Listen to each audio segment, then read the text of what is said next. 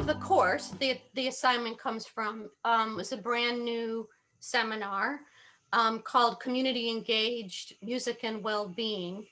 And of course, it had to start with the first COVID closure semester, which meant that things had to be dramatically reorganized because a core piece of the class is engagement, student engagement with community partners downtown. But that worked out okay. We managed to work that out through Zoom interviews, you know, as opposed to in-person meetings. But the whole course was kind of designed around this culminating project where each student was paired with a community partner downtown, and their task was to co-create with that partner a soundtrack of life for that partner.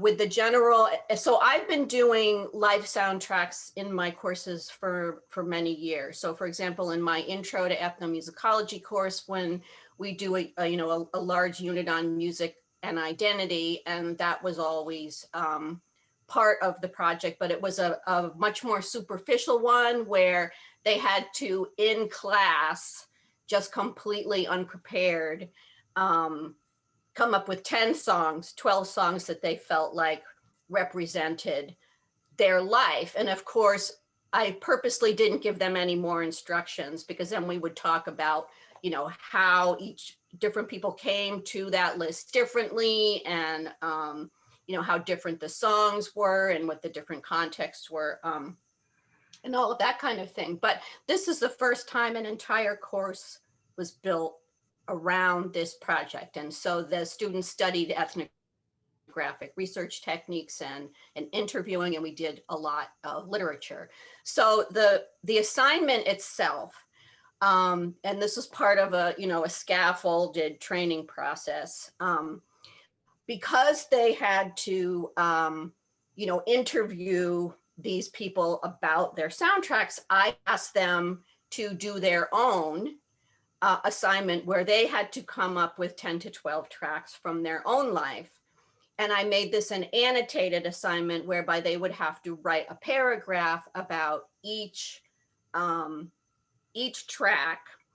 And I specifically asked them to, let me see, I can actually read the instructions to you if that's helpful. So in a Google Doc, write a version, and this is important, write a version of your own life soundtrack in 10 to 12 tracks in chronological order.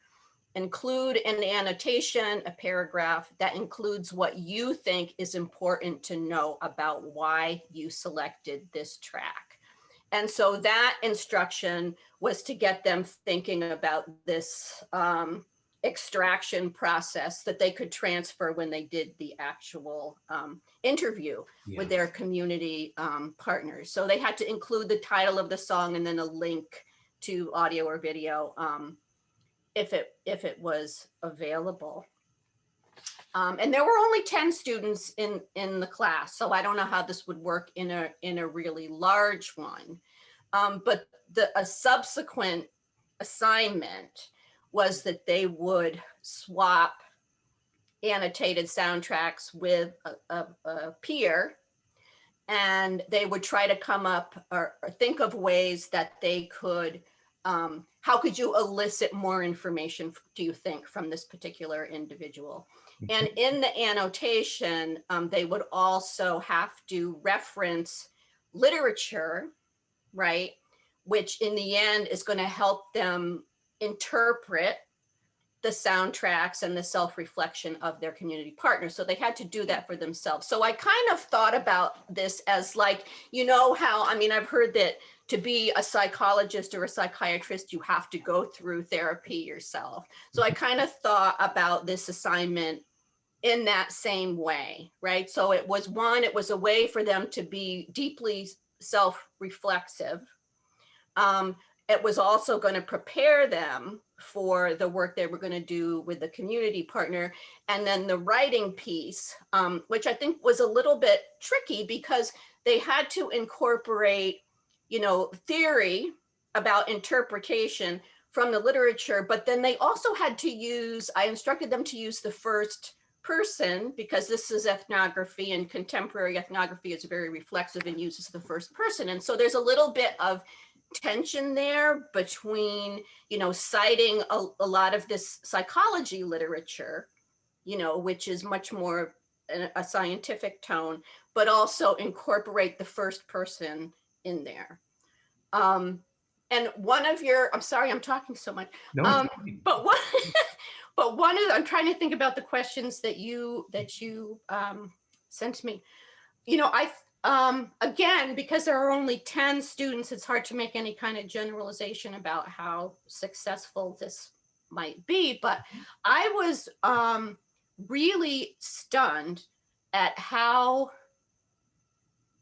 vulnerable, deeply vulnerable the students made themselves in explaining their connection to these pieces and of music. And I should not, I shouldn't have been surprised because that's really the whole point, right? Is how deeply personal and meaningful music is to people. People are extremely attached to their own music, and they relate to it in all kinds of ways, and they identify with it, and it's related to identity and emotion and autobiographical memory and all this other really interesting stuff. But nonetheless, I was impressed with how vulnerable they made themselves. That there were a couple of them that wrote, I don't want to share this with a peer. So I think one of the things I'm going to do if the next time I have this assignment in this particular course is to have tiers of confidentiality and be really explicit about that, where, instead of having to say after I get the annotation, or ask them what they want to include and what they don't want to include. Maybe have them do 2 different tiers, one for me, and then one that they don't mind sharing with a peer. And I also asked them who they might like to be paired with in the class. And some of them were friends. And so that worked out pretty well. I love this sorry assignment. to talk so much. No, it's such a beautiful, beautiful assignment. I love how you Thank you. created a space where they felt safe being vulnerable. And that not only shows up, I think, in the writing, but it would be interesting to follow up and ask the students about the way that opened them up to be receptive to learning about their peers and connecting to the academic literature. I feel like a lot of our students have a hard time navigating academic discourse, and then that creates stress, which then makes it harder for them. And so anything we can do to help them feel safe in a personal way also opens them up to the hard struggle of navigating the academic discourse. Right. And simply understanding it on an emotional level, which, we know makes them learn it better. Right. So, yeah. So it sticks. Yeah. I love that there's so many levels to this assignment. And, we're sort of talking about, the writing as the piece that they're doing supporting their personal soundtrack. But really in the arts, we have to talk about writing in this really inclusive way, because a text can be, not a written document in language, but take all these other forms. So I look at your assignment and I see this really powerful piece of multimodal composition that they're making. So it's like, there's this really curated text they're creating, and then they're using reflective writing to really think about that text. There's also a thing I love so much about the form writing takes in the arts, because the students have such a rich awareness of audience, and teachers have such a rich awareness of audience and how writing can be used in multiple ways around that. And then, and then there's this other layer also of how you're using it to support citation practices. So there's a lot going on. Mm-hmm. And then when they did it with the community partners, then they had this whole extra, ethical layer of,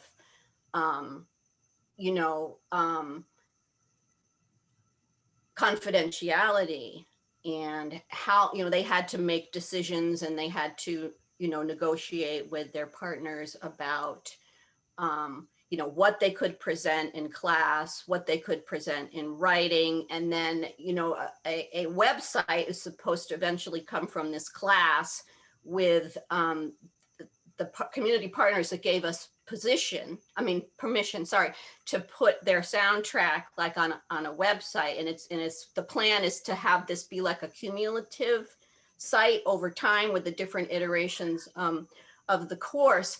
But there's so many, ethical decisions or things to contemplate with that. And I think having done this for the first time, I think that I'm going to be putting a lot more thought into that piece as well, because it became very complicated in the end with the permissions aspect. And there were so many different steps of permission, and then you can do this, but then you have to ask this and all of that. Yeah, I'm glad you mentioned all of that. And I also want to amplify how this assignment design makes real the material implications of research, from theoretical research to the choice of research methods, to the relationships we create with people, to the public communication of the research.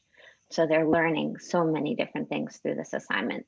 That's also super engaging and really meaningful. I love the idea of the website as a public space for all of us around Bates and Lewiston to learn more about who our neighbors are, and using this music and ethnographical research methods to create that kind of document. An opportunity for listening across difference is so beautiful. Oh, thanks. What was your process like of responding to the informal writing that students were creating? So, how much of a time investment was that for you for 10 students? And what type of feedback or commentary or grading, practices were you using? What did that look like? I only, I didn't want to grade those, right? Because they were so personal, right? Mm-hmm. So, that was kind of like a checking in. The only kind of commentary that I made was suggestions, made connections for them to the literature that they maybe had not made for self-interpretation. So that was not a super time-consuming assignment for me. Other things that I did in this first iteration of the class were extremely time-consuming, and I will not do those things again. So this was in Mod A, so it was my first experience with this compressed course, along with doing a new course. And I had assigned, we met four days a week, and I had assigned reading reviews to be done, like for each reading, like a reading review on a Google form, and had students also alternate doing reviews of other literature on the same topics that we did not have assigned in class. And I could not keep up with it. Even with the 10 students, I could not keep up with it. Mm-hmm. So I will not be doing that again.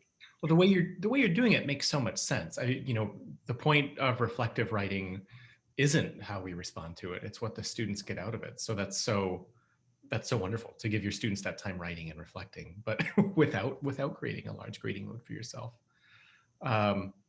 So we just have a few minutes left. I want to focus on, if you were going to do this same course again in an intensive module, what would you change, if anything? Is there anything that you would change or tweak about this writing assignment?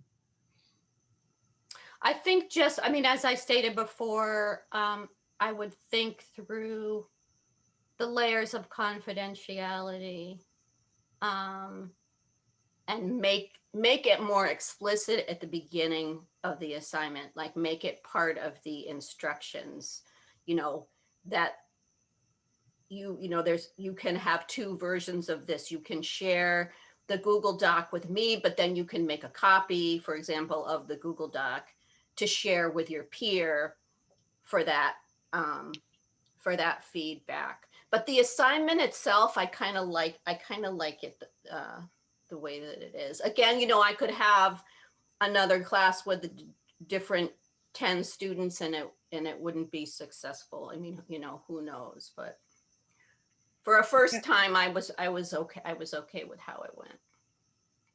Great. Reflecting on your experience, what advice might you offer to faculty who are designing writing assignments for module C and D? I thought about that question and I had a hard time with it because I feel like this assignment is so subject specific and so class specific. I mean, I can imagine, because I think that Stephanie, you've used a soundtrack assignment before, right? And there's probably, ways to do it in a number of other subjects. And because of the, the emotional investment and the identity investment and the personal, the deeply personal aspect of it, and it's something that they really care about, I think it probably could be a way to generate a certain openness. Yeah, that's great. I think for us to think about ways to design our assignments that tap into what our students care about and move them towards that openness is really good advice. Even like in an opening exercise where in any class, in terms of getting the students to know each other, they could just swap soundtracks and they would have probably lots of stuff to talk about and get to know each other. And I guess you could rotate that several times around a classroom. Thank you. And these can be the hardest things to write about, the things you most care about and the things that are most revealing and scary for college students. But I think it's a testament to how well this was set up in your course that it's such a great experience doing this and your students. Well, they just don't think about it, most of the time it's just such an implicit, meaningful part of their lives. So. Well, Gina, thank you so much. You're so welcome. Yes, thank you. Nice to see you. Nice to see you too. Okay, thanks for being a part of this. Take care.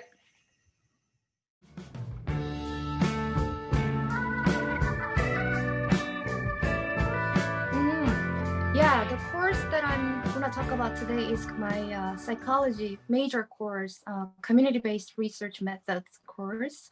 It's a requirement course for all psychology major students.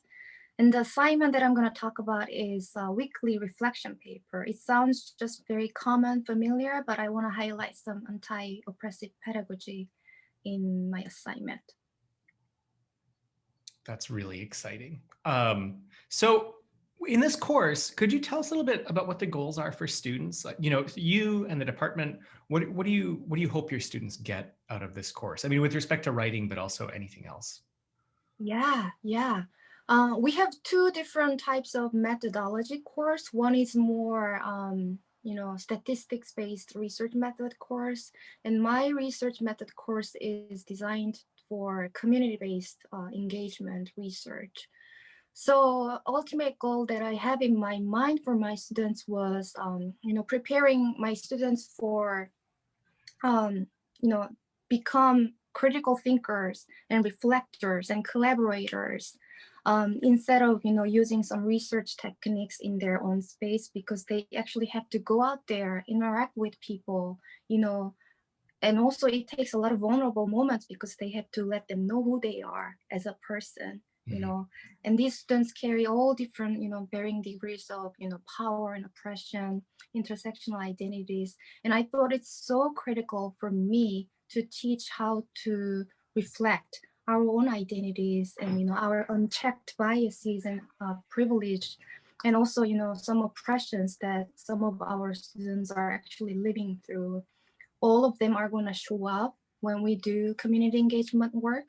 So I really wanted to emphasize that, without critical self-reflection, we are actually not using meaningful tool ourselves as a research instrument. So I really emphasized a critical reflection, and self-reflection. Reflection was part of the process. And how did you set that up for your students? So what directions did they have going in, and how did you frame the way that you're using reflection in such a thoughtful way with your students? Mm-hmm. Yeah. That's a good question.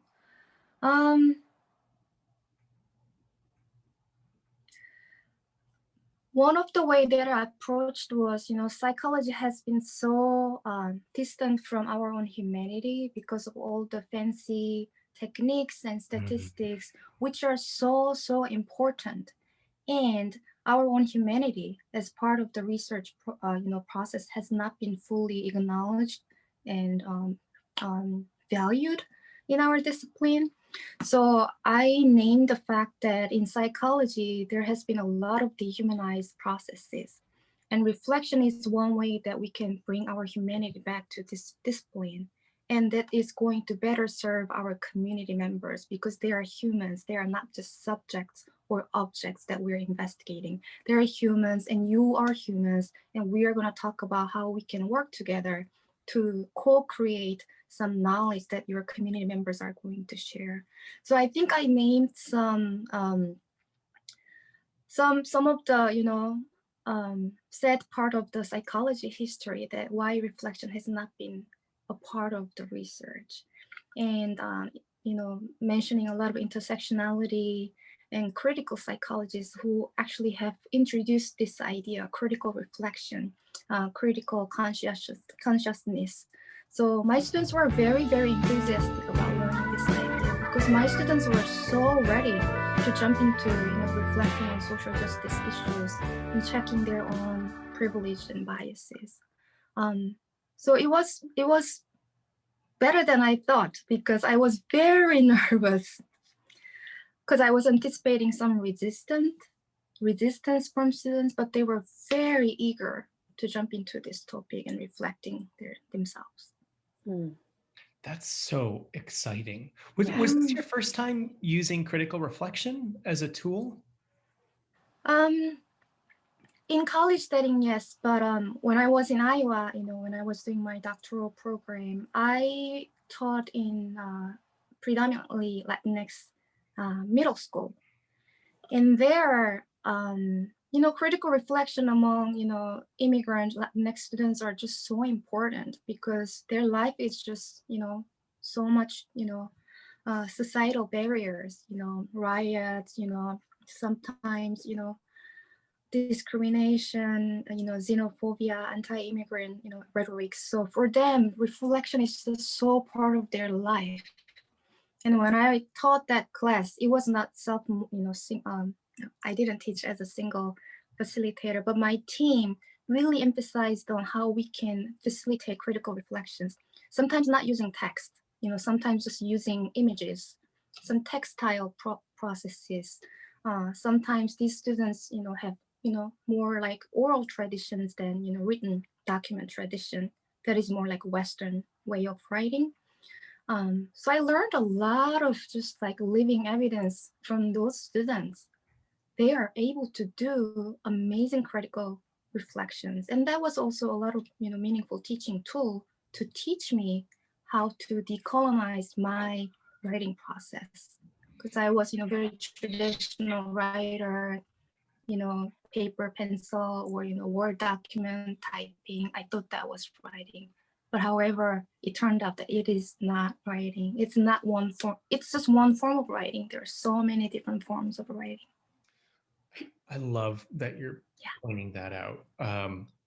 Like writing is such a culturally bound concept, and it's so important. I mean, if we're trying to be attentive to a more diverse student body that we're building, we need to be thinking about writing more broadly as well.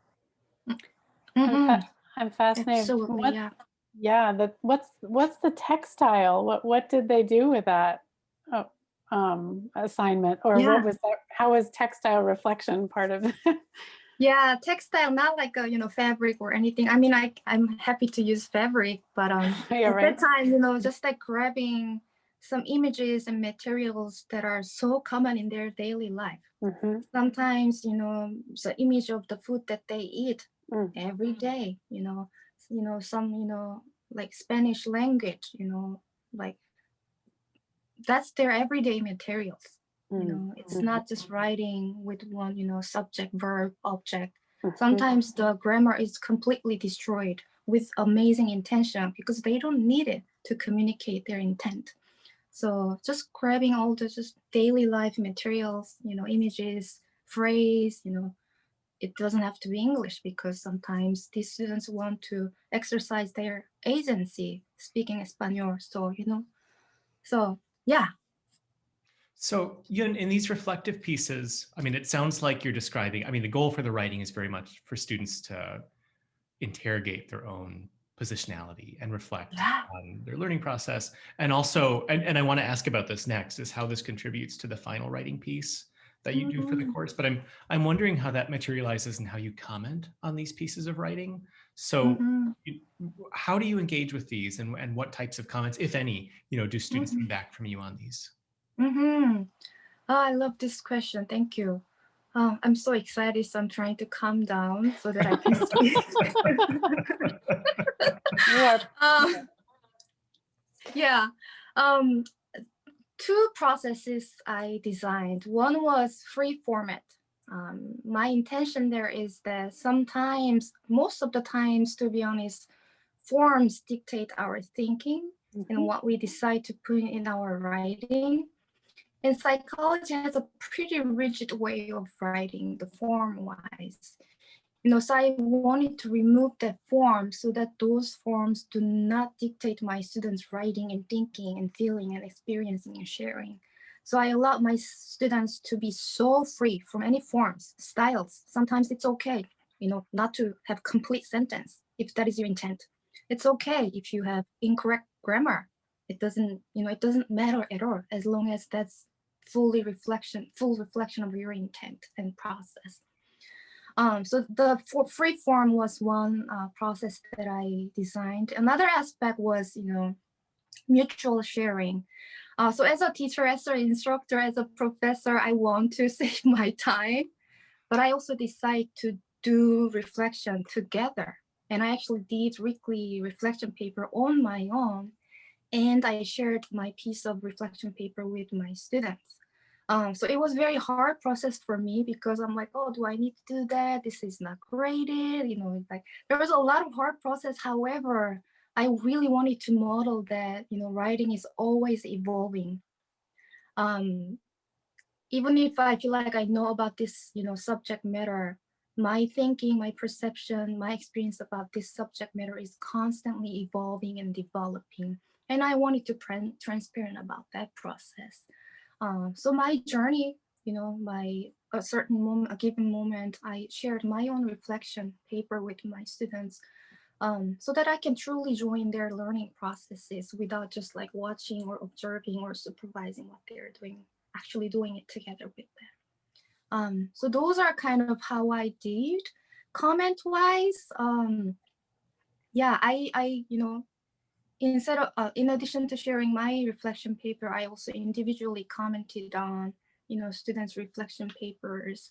A lot of gratitude because a lot of students actually took a lot of emotional risk, sitting with their own discomfort and shame about not having checked their privileged identities, and sometimes a lot of pain, stemming from their own oppressed lived experiences. So a lot of gratitude, but also encouraging them to build upon based on writing pieces that they are willing to share with me.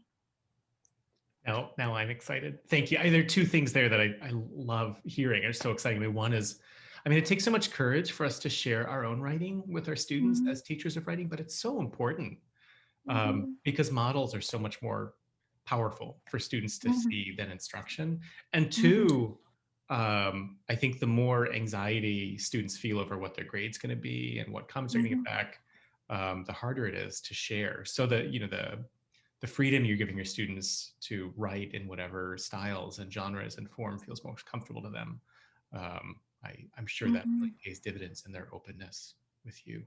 Mm-hmm.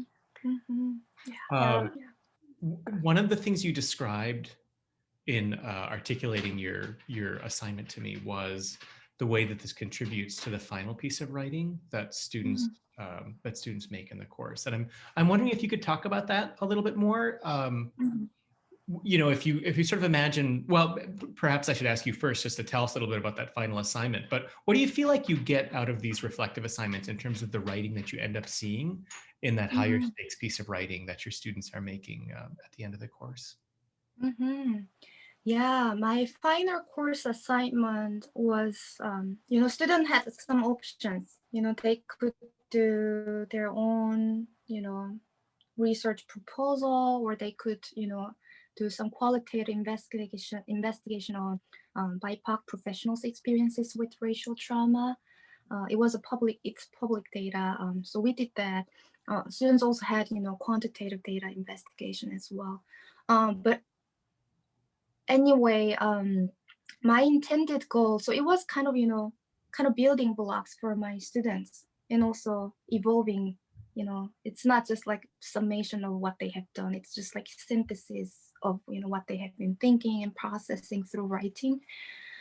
So in their final paper, I assigned them, you know, all the introduction method and things, but I also asked them to write about their positionality, their reflexivity, how yourself as a researcher is positioned and situated within this research topic and community that you are trying to better understand.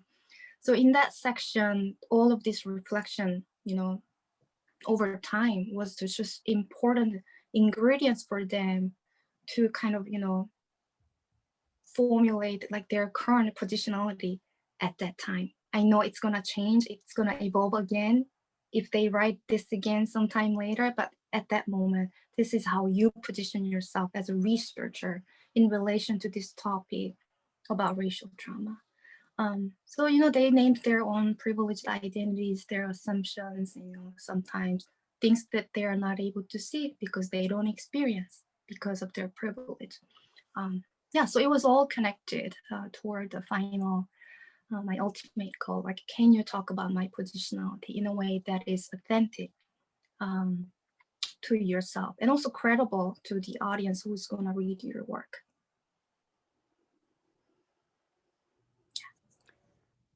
Do you feel like students got that? Do you know what I mean? Like they understood by the end that this was a snapshot of where they were, particularly the privileged students, right? That they're on a journey. This kind of reflection is ongoing. Yeah. Was that something you made explicit? You know what I mean? Like, or do you feel like they got that just in reading these reflections? Yeah. That's an excellent question. So I have some balance between explicit instruction, like message, but also a lot of experiential, because sometimes we don't need to say to experience what it is like. So for me, I created a lot of experiential space so that they can talk about and experience first the rawness of the shame and like surprise, or, you know, any sorts of, you know, emotional responses. Sometimes when we say this first, that also dictates the following experiences. So sometimes I wasn't explicit about it. Instead, I did more like experiential processes first, and then I kind of, you know, break down or notice what I saw and what the process was actually about. So I was always, you know, transparent about my intentionality and intent, and really making sure that my students actually experience instead of just being told, you know, to profess like this is social justice, you know, because unless they're actually doing, it's really hard to know whether these students are really becoming anti-oppressive researchers. So I really balance between explicit message and experiential component.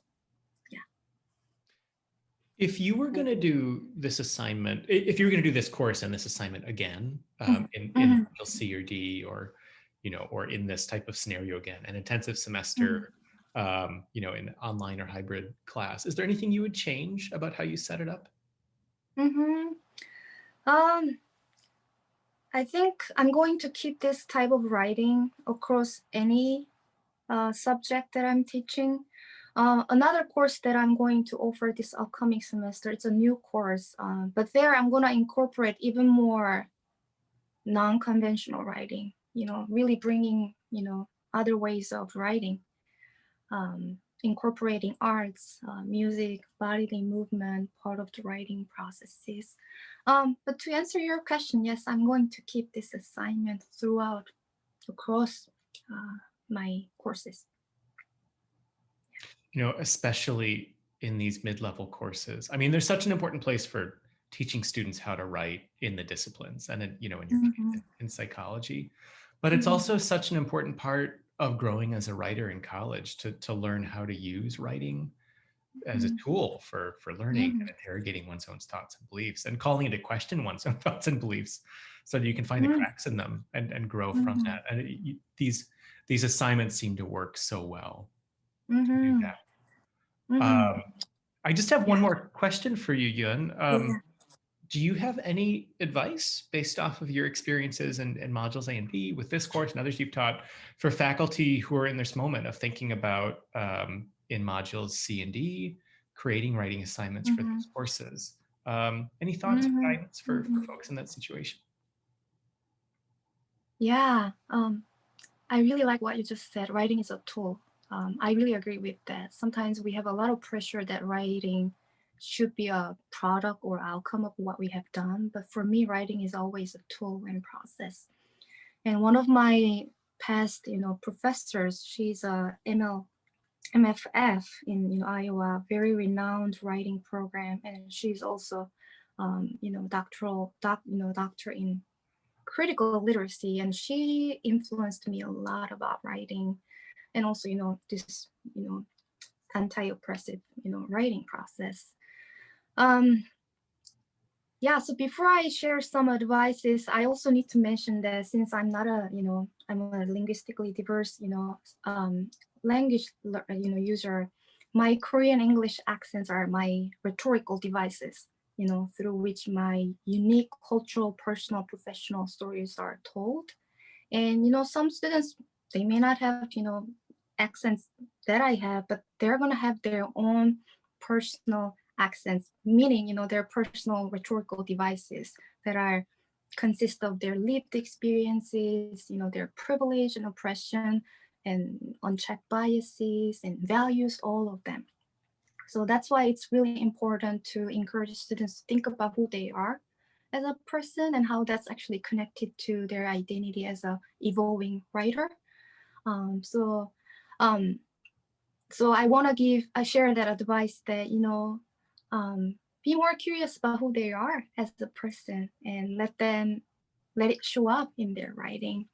Another piece of advice is that I think, needless to say, psychology and other disciplines need a lot of future leaders who use anti-oppressive voices by liberating their own writing voices first, and then recognize, you know, the voices that have not been fully heard in society. So in order for them to do, sometimes we need to think outside the box, the form and frame, you know, psychology as a frame or psychology goal writing as a frame. So sometimes we may need to remove that form so that these students can actually think and freely explore what is possible, so that we don't limit, you know, what they are actually capable of becoming as a critical writer and thinker. So, you know, as an instructor, you know, you can make a decision to use your power to set it free and let it free so that students can freely explore their writing voices. That strikes me as such a powerful thing to be doing during this pandemic also is just putting in that time listening through your students' writing to what their experiences are. And thank you so much. You're doing such powerful work in your course. I really appreciate your time sharing it with us. Thank you. Thank you so much. Yeah, very grateful. Wonderful. That's just like amazing work. I'm in awe. I really am. And Thank you I'm so learning much. from you as a writing specialist. I'm learning from you, and I'm about to teach a course where I'm hoping to do some of this work. So thank you for some of the inspiration. Thank you so much for, Copy, inviting me to share my experience.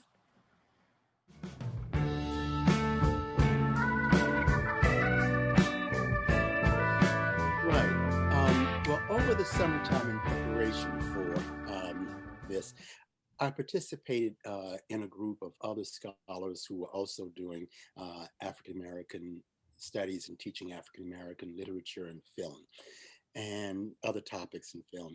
And one of the things that I learned from that, from that conversation, was the importance of the low stakes assignment. And I thought about that and thought, yeah, I could do low stakes assignments because my course is compressed, but there's still a lot of reading in it. And the reading is often in areas that students are not familiar. Um, or at least if they're familiar, they're not familiar with thinking deeply about it.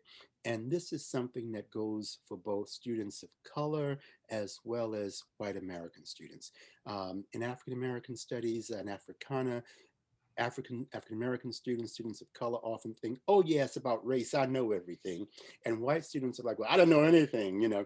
And so I've got to find that balance where I am holding students to some degree of accountability about what they have read and how they use it to apply to what we do in rhetoric, which is apply to the study of a text. So it's like the issue of race applying to the text. And so since this is a film studies course where we talk about film as a kind of ideology, as an ideology of white supremacy, how does that work, and how do images argue, right? That's the central focus. I'm trying to teach students how to deal with images as a form of argument, something that is, you know, an argument that's not written down on the page, but they have to look at and then find a context to understand. And that's something, of course, which Bridget has been very helpful for me, especially with her work on teaching students how to do an annotated bibliography, because students then know that, okay, there's a context and that, you know, Nero's not just making stuff up. This comes from somewhere. I've never heard about it before, but, you know, Professor Fullerton said it's true, it exists. And she's given the tools for us to figure it out. And then people from the library say, yeah, and here are more tools. So like, oh, wow, okay, this is an area. So there's a part of me is the act of persuasion that this is an area of study. Yeah, it sounds like that partnership is working really well. That you're describing. It's a lot. It's a lot, you know, because you've got to, because I think that part of what happens in teaching is that teaching is good teaching, I think, is an act of persuasion. You have to convince students that this matters and it's something they should know, and that you can give them the tools to deal with it and to address it. You mentioned low stakes writing and how powerful that can be. There's such a big deal. I mean, that's just one of the most consistent findings we have in the literature on teaching writing, that low stakes writing can, I mean, one, just help students learn and think and reflect better, but also has a real impact down the road. It makes their higher stakes writing better when they get there. I'm curious if you've had that experience that, you know, when students are, you know, creating higher stakes pieces of writing, if as a result of these lower stakes pieces of writing you're doing, if you feel like you're seeing a higher caliber of writing. You know, I am going to be on the lookout for that, because this is my first time since the pandemic having such an emphasis on low stakes writing. I can say that I really like it, and I rather than having the one big project at the end. So I can't, or like, you know, the midterm, the final exam, And no, there are things that go in between. And so I'm really appreciating that a lot. If it's okay with you, can I describe like what an assignment is and then give you an example of the assignment and what students do? Please. Yeah. Okay. So what I did was in the course, we watch, I think, somewhere between 10 to 14 films. And there are a couple of textbooks that we have, two academic books that we use, and several readings. So what I wanted to do was this issue of what I mentioned earlier about getting students to read a text. That's the tool that you need to talk about these images. And so I designed for each film a question, a prompt. They were required to write in Lyceum. It's a wonderful use of Lyceum, which I'll talk about too, because they would write an essay, a response in Lyceum that had to be between 100 and I think 75 and 300 words max. And they ended up doing like 2 of these a week. It was a huge amount of work for me with reading, but it really paid off a lot. I would grade the students on a 3-point system. 3 points meant that they gave me evidence that they had done the reading and they just weren't talking off like, the film, blah, blah, blah, but you do the reading. So if they gave me evidence that they did the reading and that they could apply it to the text, they got the full 3 points. If they just kind of talked about the movie, they got 2 points. And if they clearly had not seen the movie or only watched the movie, as some students are wont to do by skimming, etc., or watching a scene or talking to a friend about it, or watching the YouTube version of excerpts, then they got like 1 point. And that became pretty evident. I realized that became very evident. What that did was it also, on the one hand, allowed me to do a bit of holding students accountable. I could then make comments, to use the comment section and say, this is very good, here's why, this is a problem, here's why. And if you want to see me, you need to come to office hours and talk about how to do better in your grading. And then I could pull up their Lyceum page and like go, here is what you said, here is what you said, and this is why you got 1s or 2s. Now, maybe you did do everything, but maybe you didn't. Mm-hmm. And then I could also say to them while we were online, I'm going to send you an example of the text from someone who got a 3, and you can read it, and it will be anonymous, of course. Mm-hmm. And then go, oh, you mean I should say something like, on this page, James Sneed said this, and therefore I said, exactly. Yeah. So, it's like, so now it's your ball game. You have this example. It's up to you. I admire that you're taking that approach. College students have so few opportunities to see the writing that other college students develop. And that's how humans learn, right? I mean, we see examples and it's really easy for us to get our heads around them. Whereas hearing like a list of 10, principles or goals is so much more abstract. Exactly. And so here's an example from your peer.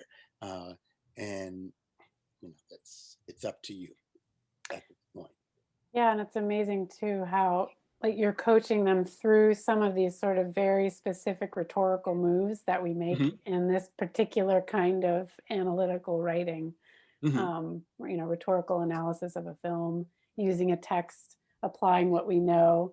And like you said, the student goes, oh, so I have to say so-and-so said this on page this, like they're seeing that that's the kind of articulation you're looking for. Exactly. And I'm not, and you can't just, talk off the top of your head.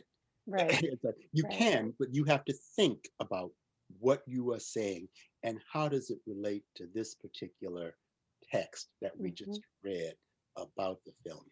And Right. that's why I think, for example, I'm sure somewhere out there in the world there are people who have figured it out. One of the things that you do in your annotated bibliography presentation, Bridget, is when the students do this collaboration and they look at each other's annotations and they criticize each other's annotations. I thought that was just like really awesome. And so part of why I did this is based upon what I saw you do. Like, oh yeah, that's a good idea. Right.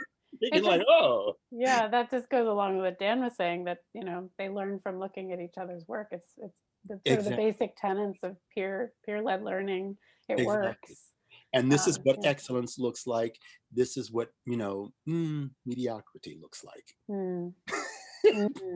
And there it is. Yeah.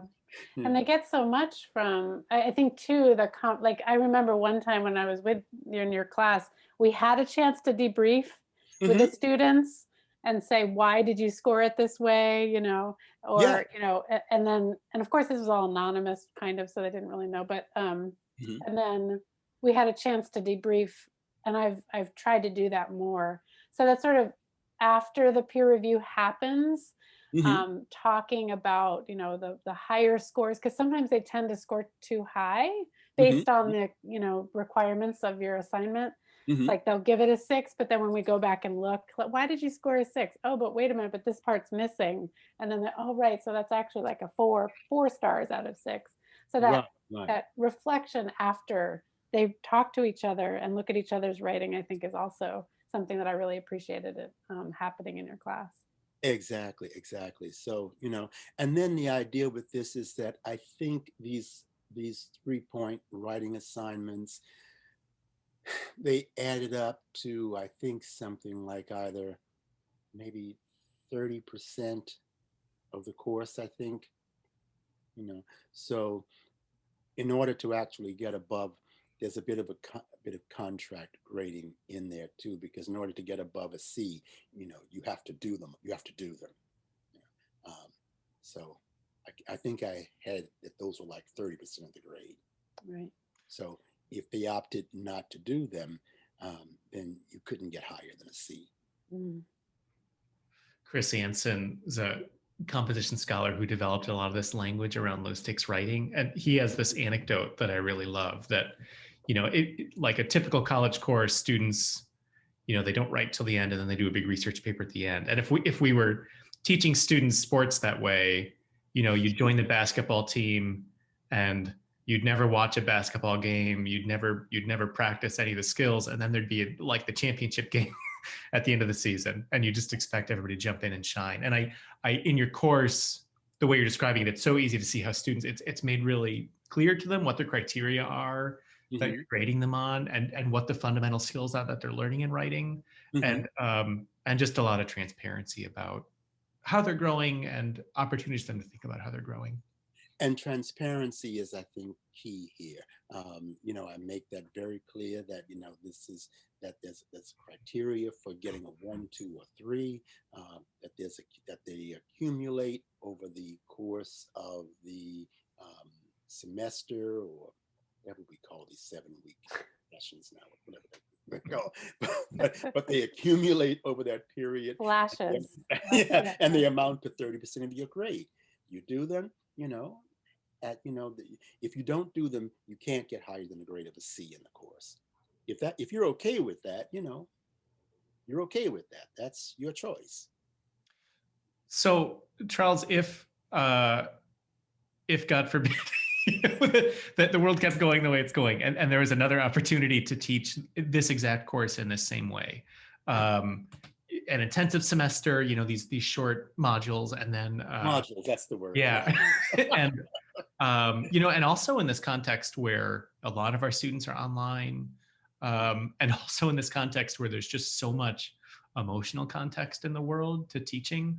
If you were going to do this course again, is there anything you would change about the way you're assigning writing in it? Actually, writing in this way and using Lyceum, I had never imagined using Lyceum in this way before.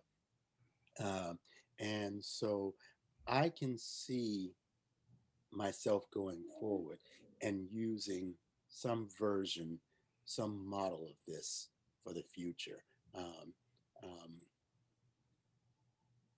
I can truly see myself using some model of this in the future because I like what it allowed me to do. Let me give you an example. So one of their films was on, um, one of their films was Mississippi Burning. And so this is one where I had the students, the student wrote this really smart piece, and it was about this Black agent named Monk. His name was Monk, and he comes in and he's extremely violent, and he's only like in a very brief cameo. But I asked the students to reflect upon him, and so this student made the following, and I made the following comment, and then I want to tell you about my response and what Lyceum allowed me to do.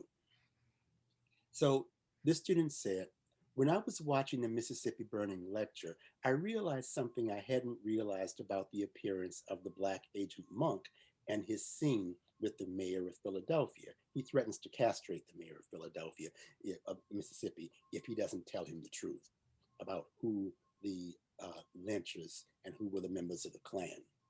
So then he says, as Professor Nero stated in the lecture, Agent Monk is meant to represent a show of Black force utilized for white benefit. But it can also be argued that he is supposed to represent something holier as well. He serves as their saving grace, their holy man, hence the name Monk, called in during their hour of need to help their fight against evil. And then she goes on to talk about it. I'm like, whoa. So then I said to her, in my response, I said, this is so off the chain. I had always thought of his name as an allusion to the beastly, monkey. You make a good case for an alternative religious meaning. The image above, and then I put an image in Lyceum, the image above is St. James, the Moor Slayer. Notice that St. James is on a horse, wielding a sword and trampling on the Moors, the Muslim. St. James, the Moor Slayer, is the patron saint of Spain. This image of him as a warrior emerges from the Crusades. Perhaps you have an idea you could pursue for a thesis.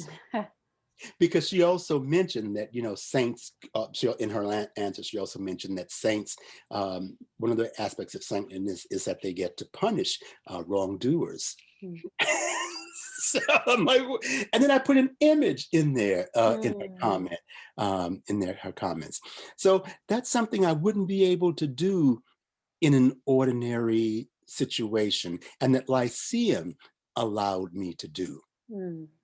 That's great. Yeah. And so maybe hence I'm like, I went searching the web, his name is just St. James the Moor Slayer. He exactly, he's the saint and he punishes the enemies of Christendom. Yeah. Writing online is so great. And I have to say, I really dislike writing by hand. It hurts my hand. I'm not used to doing it. I love grading online. And then just that access to online tools, it changes everything. And I want to point out too, I really love, in the Writing Center, we see so much of students bringing in comments from their professors and feeling like those comments are very opaque and like they're being policed on their writing, but not really engaged with as thinkers. And in the comment you made on the students' writing, it's just so striking how you're speaking to them as a intellectual equal and engaged in a scholarly dialogue with them. And that's wonderful. Yeah, and I can see keeping that form of assignments, of writing assignments and thinking deeper about how to use Lyceum for writing assignments that go beyond just, simply the diaristic and the group chat thing, this moves in, this allowed me to move into a different way of thinking about how to interact with them. And I think it's something that can be sustained once we get back to whatever it is we're going back to.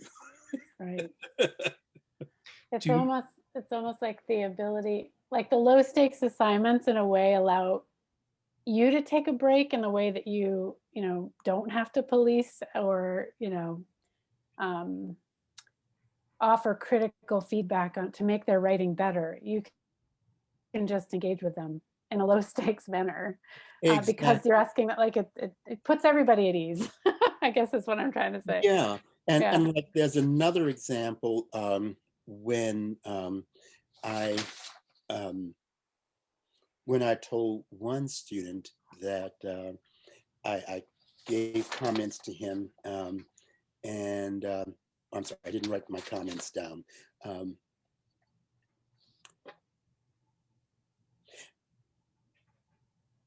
So, for example, in this one student, I was talking about his discussion of King Kong, and this student did not receive the full 3 points. I told the student, you are correct. Perhaps you might be more attentive to Snead's view of the film, and I put in quotations, from the dark side, page 23. In other words, how is Snead arguing that the audience participates or is complicit in excusing Jack Denham's repulsive actions? Question mark. And then as I was recalling, I had done this about 3 or 4 times, and explained to the student that, clearly you are not reading and giving me evidence from the text that we were assigned to read. And so, unfortunately, that student never came to see me during office hours. But, that But was your question, their choice. again, you're sort of putting out the question there, like you're leaving it up to them and engaging in a dialogue with them about Yeah. their thinking and Yeah. helping them push beyond just description into something more analytical. Exactly. Yeah. And, that's that. But That's and having those kind of low stakes weekly assignments, bi-weekly assignments, I could see that there was a pattern. This student was not being attentive to them. But that's just it. That's the choice that they made. One quick question, Charles, what did you use in Lyceum for this? Forums? Assignment. Assignment. Okay. Got it. Cool. So just closing question, coming out of this experience of teaching this course, would you have any advice or guidance for folks who are looking at module C and D, thinking about how to assign writing in those courses? And, perhaps people who are teaching for the first time this year in module C and D, thinking about how to use writing in those courses. I really like the low stakes assignments, and especially because they encourage writing on a regular routine basis. So, I realize that if students are doing at least 10 of these 300-word assignments, that's 3,000 words. That's a 12 or 14-page paper. Yeah. Nice. Do you point that out to them at the end? No, I wonder didn't. if But it's like, that's a lot of writing. I know. That's the equivalent of of a good paper. Yeah. And so, and as you pointed out, Dan, it's not done at the last moment. It's done throughout the entire semester. And I'm wondering what that will be like when we return to a full-length semester, and whether or not that can be, how that will work, can it be sustained through the entire semester, or will I burn out? Will students burn out? I mean, in 7 weeks, it seemed, really manageable. In a 12, 14-week semester, will my enthusiasm continue? But for the 7-week module, yeah, I think it really worked well. Well, thank And you once again, so. singing the praises of Lyceum. I know they get so tired of because I'm like, I can't figure out my great book. Help me. But once they set it up for me and it was all worked out, it was just like, oh, at the end, oh, there it is. Mm-hmm. Yeah. Visible to the students. I had a couple of students, to contact me and say, I'm at an 89.3. I'm just wondering, I worked really hard in the semester. I'm like, I'm not that kind of person. Of course you've got an 80 No, you have an 89. You have a B plus, period. Even the low stakes assignments, I could look over them and see that they had turned everything in. They had a couple of, 2s and 1s, but for the most part, they had 3s and then continued to improve. And I could, say, yes, this is a little grade inflation, but you've worked really hard. Clearly, yes, you have worked really hard. I really want to thank you for your time. It was really nice hearing more about your course and your assignment.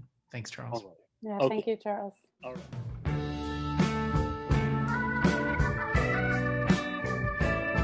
So I'll be talking about a writing assignment that I used this fall in a first-year seminar course. That was the STEM Scholars course. So this is a special program at Bates. It's in its second year with the first-year seminar component for students who identify as interested in pursuing a major in science or mathematics. And it's integrated into the first-year seminar program at Bates, and students do apply earlier on. And the course is designed to be a first-year seminar, and we aim to really explore identity within STEM through the first-year seminar course. That's great. That's great. Thank you. And then could you tell us a little bit about the assignment that you wanted to focus on today? And I think we're especially interested in sort of what this looked like for students. I mean, what did the prompt look like and what were they asked to do? Sure. So I'm going to talk about the first assignment that I had in this first-year seminar, and it was my first time teaching a first-year seminar as well. So it was like the first writing assignment for me, and it was called My STEM Story. And I do want to give a lot of credit because this prompt was given to me from April Hill, who taught the course the year before, and so I adapted it from her. And I also want to thank Stephanie for her help prior to the first-year seminar talking this through.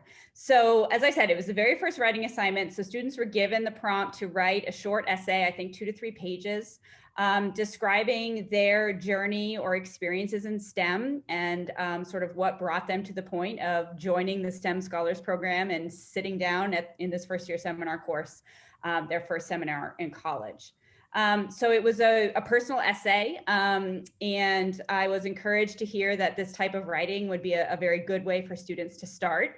And I did find that they were not intimidated by the assignment, and so they were able to dive in.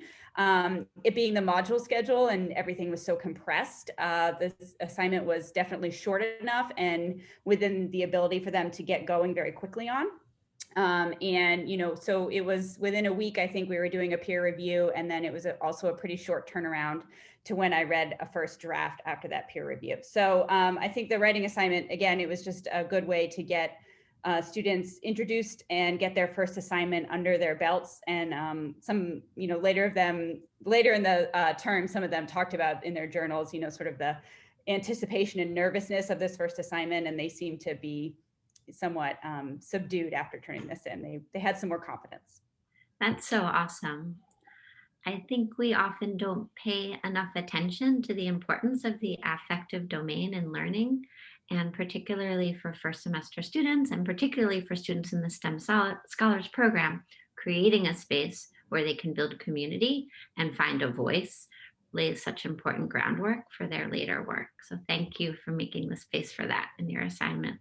I'll just quickly mention too, a scholar in my field of composition studies, Kevin Rosen at the University of Florida, has done some really interesting research on the importance of narrative for students from underrepresented minority groups who are looking to make careers in STEM fields. And that assignment that you've created also helps them with that reflective identity work. So super important. Thank you. I've been thinking a lot about how in these online and hybrid courses that we're doing this year, and not just the online environment, but I mean the pandemic too. I mean, there's just so much making our students feel a sense of alienation. And in compressed courses and in online courses, hybrid courses, it's really on us to work so much harder to build connections with our students. And assignments like this just do that so well. We're just from the starting gate, you're inviting students to bring, their full selves into the course. Absolutely. Have you experienced that? Did you feel like it sort of, throughout the course, did you feel like you saw students bringing more of themselves into the class because they've been invited on this writing assignment to do that? Yes, I think so. So that is just a really natural next thing to talk about. So in a couple of ways. So first of all, the peer review, which again, learning from writing at Bates, best practices. So students peer reviewed this very early in the term. And that just helped to bring down some of the walls between them and help to build this community. And when I went back and looked at some of their early drafts and then what they ended up turning in, many of them opened up more. And I think part of that was from reading each other's and feeling some sense of comfort and, recognizing that they were among peers who they could feel safe with. So that was really great. And then, reading their essays at the beginning, it was a wonderful way to start to get to know them. And again, to really, yes, welcome, them individually into the class and make them know that their identities and experiences were valid and appreciated. And I wanted to know more about them. And then I really felt like it just set a good tone for the rest of the semester. The other writing assignments that we had were no longer personal narratives, but it was surprising to me that for several students, they would be able to come back to these STEM stories and make connections. So for instance, later on, if they were writing about a STEM practitioner who inspired them, many of them drew connections back to their own STEM story. And so having that be the first assignment, I think really invited that type of reflection and drawing connections between themselves and other things that they were researching or interested in. So that was really great. And then the final thing that I would say that, it felt like a fluke. I know it wasn't because the assignment was well designed, but when they came to the end of the module and students did their final portfolios, so many of them just came full circle back to this first STEM story. And that really was a way for them to, frame this portfolio in a really great way and maybe feed into it a little bit more, add a little more details. But it was just really satisfying that I could see from, the first week when I read their STEM story to week 7, when I looked at their portfolios and just could see that, narrative kind of weave throughout. Oh, I love it. I love it. Like learning takes place when students are able to sort of incorporate new things with what they already know, right? And writing can make that space. I mean, just by giving students that small amount of time to think about and reflect on their story and what they already know in their lives, you're really opening things up to students, incorporating new things into that. It's great. And could you tell us more about the portfolio briefly? What did that look like? Yes. So again, I worked with Stephanie before the term, and she helped me design this assignment. So their final portfolio was done using Adobe Spark, which was a really great platform for that, a great technology, and I'm excited to explore it a bit more. So students were given a lot of freedom. They were given, some parameters about what assignments they had to include. Including first drafts that were turned in and revisions. And then they were able to, choose some journal entries and build out from there. And many of them decided to make it, a very personal presentation, sort of using the STEM story. Some of them brought in a lot of personal photos. Unfortunately, we didn't get a lot of photos during the term, and the couple that we did, everyone looks a little masked up or on the computer and not so natural, but so that's what they did for their final portfolio. And when you responded to these pieces of writing, what did that look like? I guess maybe I should first ask just what the experience was like for you of reading these, and then what kinds of feedback were you giving students, or how are you assessing them or responding to them? Sure. So certainly grading writing was something I was really nervous about going in. I'm a mathematician. So not something I grade a very certain type of writing in my past. So students turned in, a first draft after a peer review, and I tried to stick with advice about, giving a couple of comments of, things that I really liked about their essay, and, things that they could maybe think about more or work on more. And, for this essay, it's so personal. Nothing can really be about the content. And just a question of whether they want to, open up in some other way. It was interesting to start off here because I think students were more comfortable writing in their own voice about themselves.